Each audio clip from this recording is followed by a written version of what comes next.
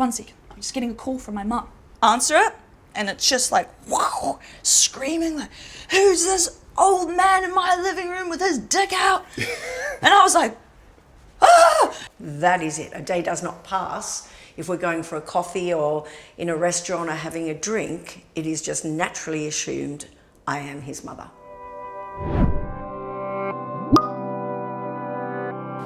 This is legit what happens. Wrestling. If you ruin my hair, I will fucking you kill would. you. Oh, And if you get makeup on your new jumper, I will fucking kill you. See, he's way more efficient. Like, it isn't almost a two-person job. Why did I iron this and then it comes out looking terrible? Because we put the wrong duvet in here. I was 18 when we met. The age gap is 22 years, and Mark was 40. Mark and I met on Tinder. We went on to just chatting on Facebook, just really casually. My intention was, I'm going to get Robert Downey Jr., so help me God. And I got one, but I got one with blue eyes, so it's better. From the moment that we first met, whatever, you wouldn't even call it met, liked on Tinder or whatever, through to our accidental meeting, we vaguely chatted the whole time, but nothing serious at all. And that was about 6 to 9 months or something like that. Yeah. We'd never intended meeting up. I wasn't using Tinder to get anyone or anything. My age range wasn't set, so it went from, like, I don't know, whatever the age ranges are, and it was just complete happenstance that Sab got served to me, and I went super like, and off we went from there. And yeah, just took us a long time to get it all together, so it was a very, very slow organic process.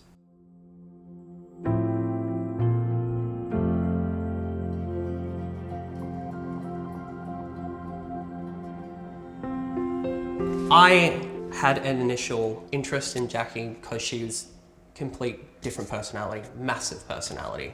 Wasn't a interest of like, oh, interested in that way that I want to pursue her.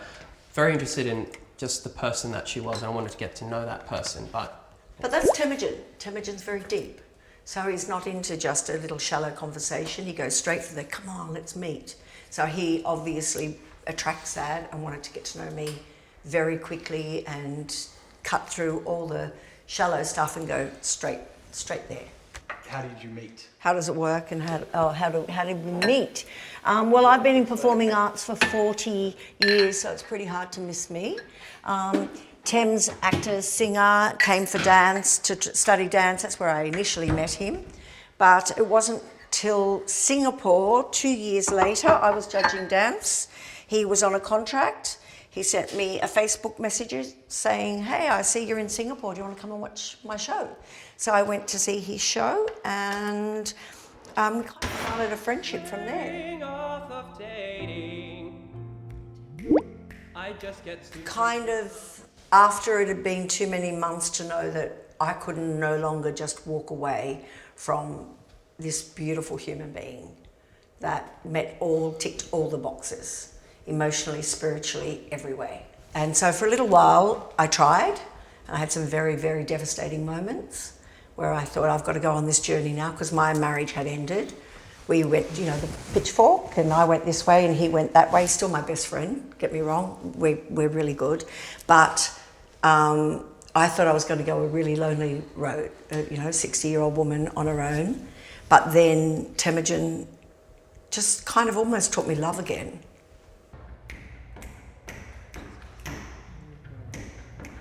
I just get stupid. This relationship is just different. Well, I think our lifestyle's different in that sense, is that, well, being a performer and that being the main thing that I want to do, a lot of my work involves traveling outside of Australia or internationally. And at the time before I knew Jackie, that was completely I was all for that. Like, yeah, please send me away. I want to go there, do that. But then since now Jackie's been brought into my life, I don't want to leave for the first time. Jackie was a very natural path that I went down. So I wasn't ever shy or timid about the thought of addressing the white elephant in the room.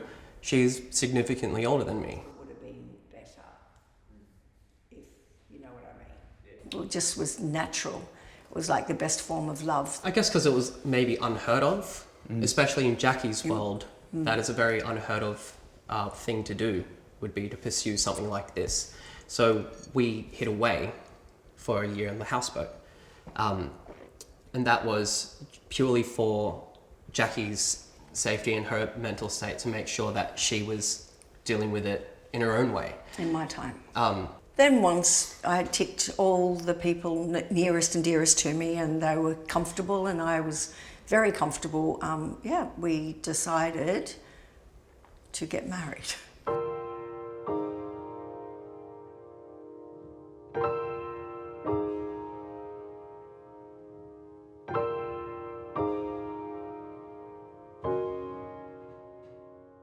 So I dated all over the age range. So the oldest I dated was 10 years older than me.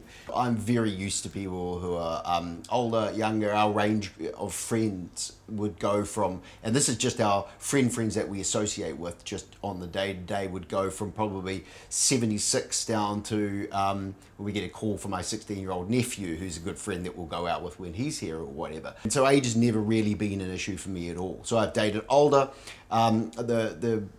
The ladies I was dating at the time that I was with, Sav, were mid to late 20s, and then Sav came along, and that wasn't what I was looking for.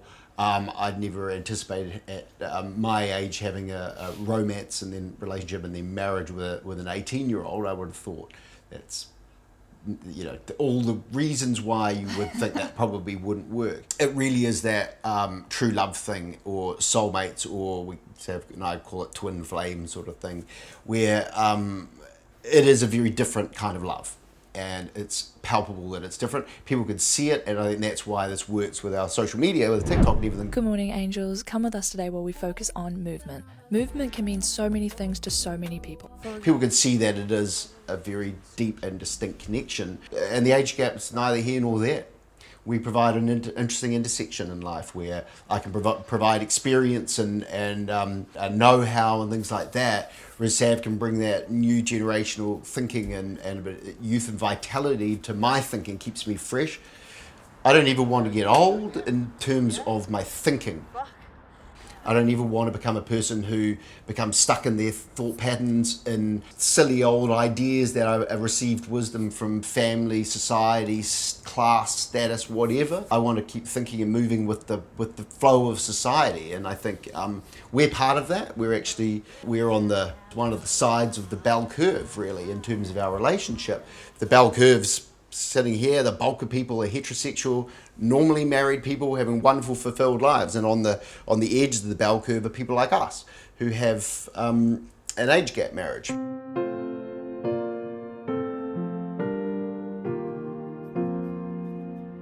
It's probably the best day of my life, actually. Best day of It was a mine as really well. fun wedding, really nice. All our closest friends and family all there. COVID just got called off for the first time the day of our wedding, which was the best luck. Yeah, we were so lucky. So everyone could get up and dance. That was it, yeah. The announcement was made that you could dance that day. Everyone there was so happy, knew our journey, knew Temujin and I, and we were very comfortable in our skins. All older women. No, high school is very different. You tried it in high school. I did try in high school, but it is like in 2023 now. It's like you wouldn't question why someone is the way they are. Why do they go by these pronouns? All of this stuff. Yeah. We're the biggest gap you've ever had. This is, yes, she's a more mature age I've ever been with. Married. Jackie's definitely the most mature age in my life, but I have a very young spirit. she does. It's just naturally assumed every day in life that I am his mother. That is it. A day does not pass. If we're going for a coffee or in a restaurant or having a drink, it is just naturally assumed I am his mother. And that's fine. And that's fine. That is fine. And if we want to, if we can be bothered engaging in a conversation. If it's important, we don't need to prove, like, no, this is my wife. There's no need to go out the way and shame them for thinking that. Of course you're going to think this is my mother. It's natural for people to think like that. Stupid love. spelling on that. Really. With Julian. Yeah, just accent to it a little more. He, first of all, won my mind, my spirit, and from then on, the physical didn't really matter. I was just comfortable in my skin. He helped me be very comfortable in my skin. And the age gap kind of peeled away and disappeared. There was one time when, I'll be too graphic about it, we were making love. And it's different. As anyone who's made love knows, it's different to fucking or sex. Yeah, I distinctly remember one time, and I believe I said it to you, I was like, this is connected.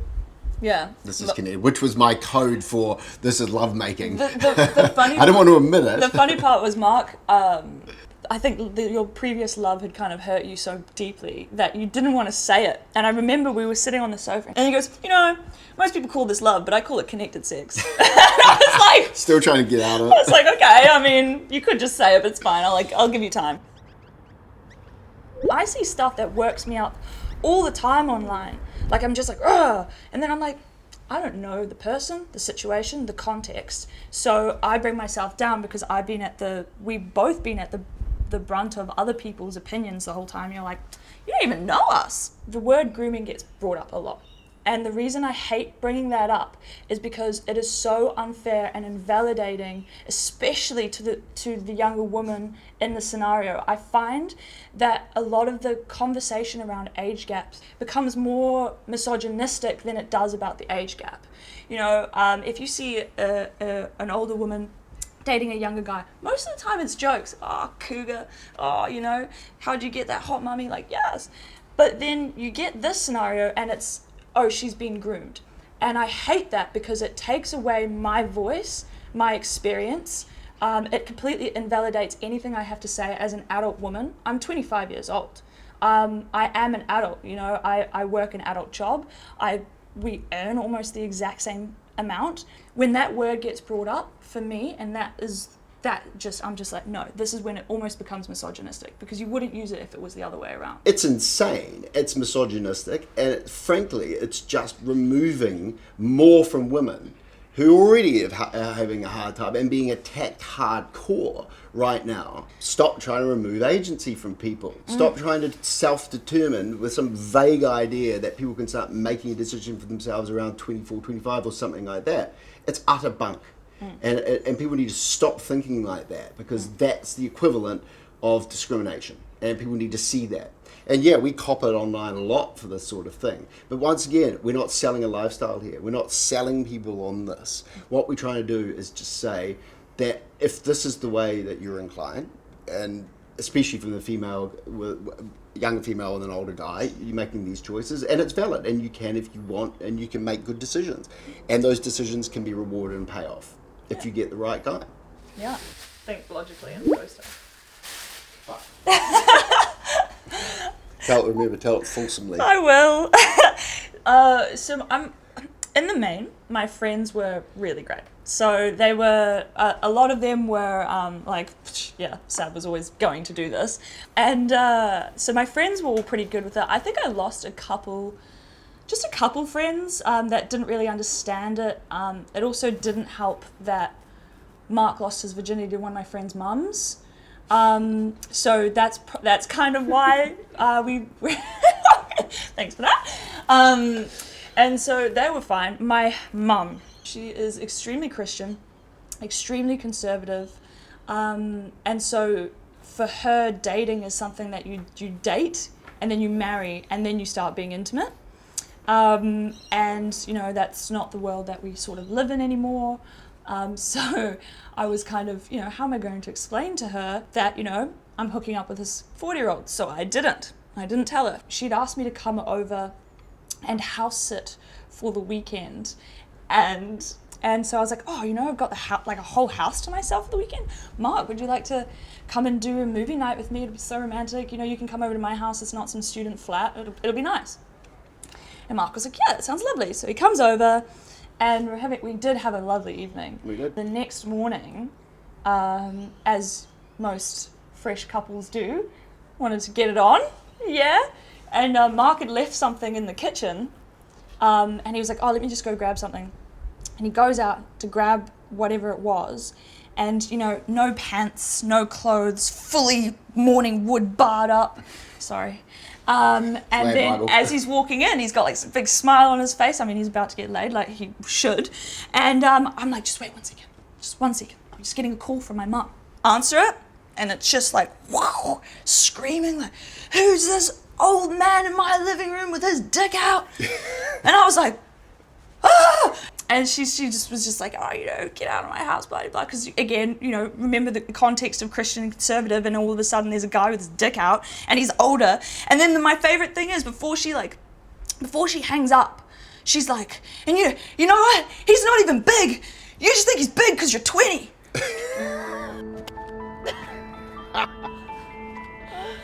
Come around. It's really nice that we're in a relationship that we present heterosexually. We're white, we're privileged. You know, that we've got so many things that a lot of people don't, but we still have an alternative relationship.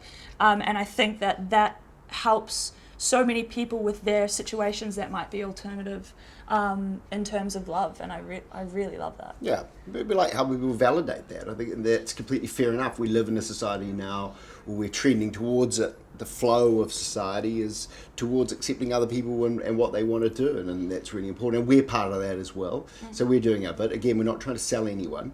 We're just expressing that this works. That love is love. Love is love, yeah. Doesn't matter what it looks like, really.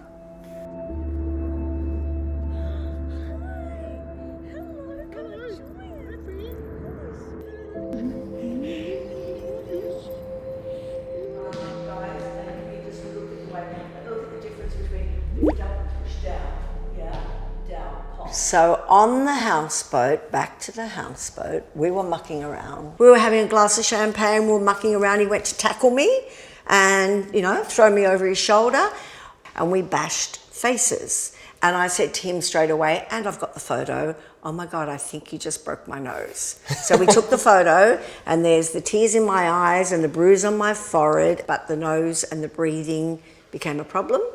First surgery, the nose took the plaster off, and it was really crooked, and the breathing was way worse. The surgeon said, sorry, I've got to go a second time. Went a second time, nose plaster came off, nose further to the right, breathing completely collapsed. And then he said, I'm so sorry, I've got to go a third time, and I'm going to use a donor bone. And on the third time, I kind of knew something was wrong, but short story, I ended up getting Pseudomonas aeruginosa, and it completely ate my nose away.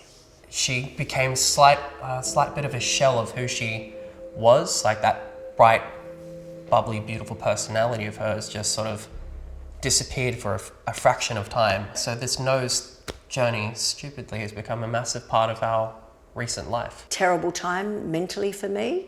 I was brave, apparently. And then a month ago, I met two of the most incredible doctors. This time they used my rib, and they put my rib there.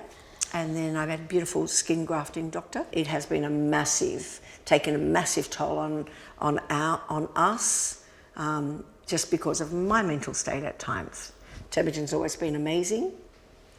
And this is where I am now. It's getting there.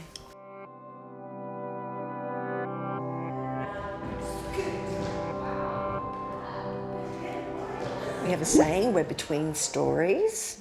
Do we want to establish ourselves in a home, and then we're kind of stuck because if the phone rings tomorrow, the life of an artist, and Temujin gets offered the best contract and he wants to just take off, then that separates us again, and then we're locked into a lease or something.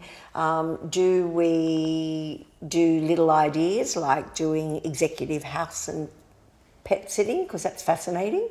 That's fun, that's more fun for us. But then we miss getting our life out of a storage box. And we want to plant, and we want to find a base, but we just don't know what that looks like right now. I guess we don't really have a 5-year plan. We did, there's been so many times. We've had lots of plans, but we decided to abort those. They didn't work for us. No. So right now we don't have a new 5-year plan. But we're not worried either about what the 5-year plan is. could be a bit of a scary unknown that we're heading into, but that's kind of what we've been doing We could this live whole in time. a trailer park together. Doesn't really matter.